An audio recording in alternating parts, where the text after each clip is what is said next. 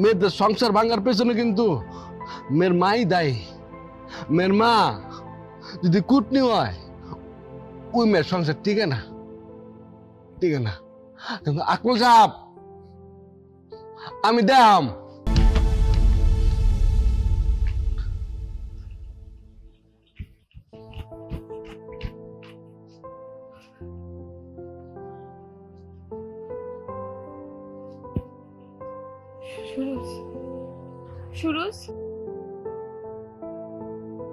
আমি কি একটু ফুর্তি করাম না? আমার শালের বিয়ে আমি কি একটু আনন্দ বুদ্ধি করাম না? হ্যাঁ কি তা ভাবছে আকমল সাহেব? আমি আমি দেখাম আকমল সাহেব। আমি কি আমি সুরজ কি আমি আকমল সাহেব দেখাম।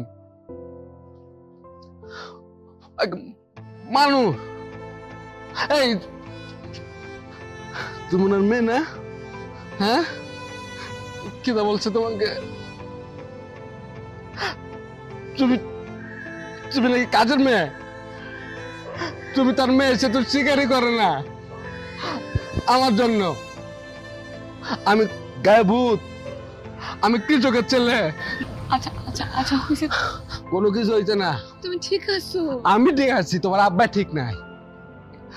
তোমার আব্বারে আমি ঠিক করাব, তোমার আম্মারও ঠিক করাব। তোমার আম্মার মধ্যে অনেক অহংকার। শোনো একটা কথা বলি, মেয়েদের সংসার ভাঙার পেছনে কিন্তু মেয়ের মাই দায়ী। মেয়ের মা যদি কুটনি হয় ওই মেয়ের সংসার টিকে না, টিকে না। কিন্তু আকমল সাহেব আমি দেখাম। আমি চারাম না মাই, আমি আচ্ছা আচ্ছা হইছে হইছে হইছে। এই মাইকে আমি সুখে রাম। তুমি যাইবা আমার লগে? যাইবা?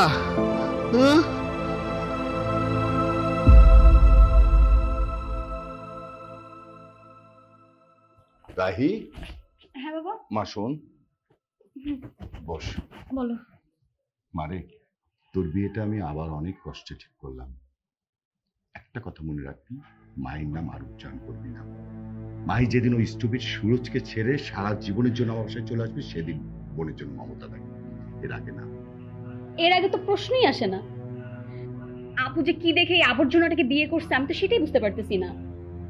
আর তাছাড়া এখন আমার ওদেরকে দেখলেই বিরক্ত লাগতেছে। তোর মা আর আমি তোর মামি শাশুড়িকে সব খুলে বলেছি, উনি বুঝতে পেরেছেন ব্যাপারটা। ঠিক আছে বাবা, আমি বাইরে যাবো আর আসবো।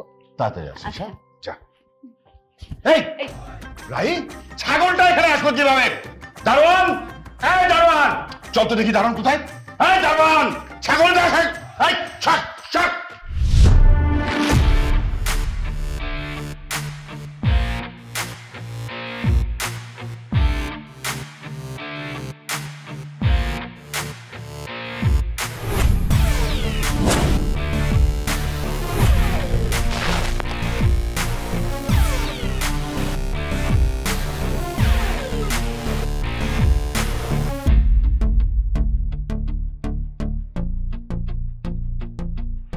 মাই,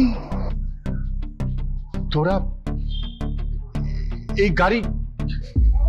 কেন বাবা, আমরা কি গাড়িতে আসতে পারি না? আপু নাটক করিস না তো, তোদের নাটক দেখার সময় আমাদের নেই। বাবা আপনি চেয়েছিলেন আপনার মেয়ে বিয়ে হবে আপনার মতো কোনো বাড়িওয়ালা ছেলের সাথে, কিন্তু আমি গায়ে ভূত, কৃষকের ছেলে বলে আপনি মেনে নেননি। কিন্তু বাবা আমি না প্রাউড ফিল করি, আমি একজন কৃষকের ছেলে, আমার বাবা কৃষক।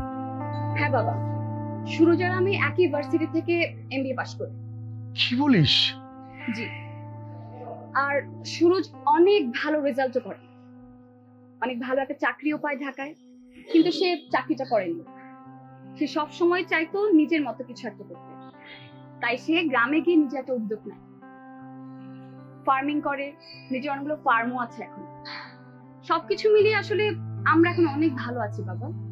মা, সেদিন আপনি সবার সামনে আমাকে অপমান করেছিলেন, সেটা আমার অপমান হয়নি, হয়েছে আপনার মেয়ের। রাহি কি বলেছিলে সেদিন? What the hell? এই বাক্যটা তুমি আমাকে বলতা না যদি আমি এইভাবে আসতাম, অথবা তোমার জন্য কোনো দামি গিফট নিয়ে আসতাম।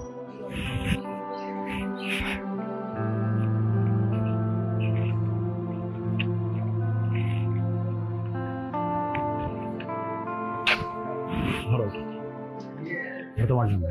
বাবা মা আসি, চলো। বাবা,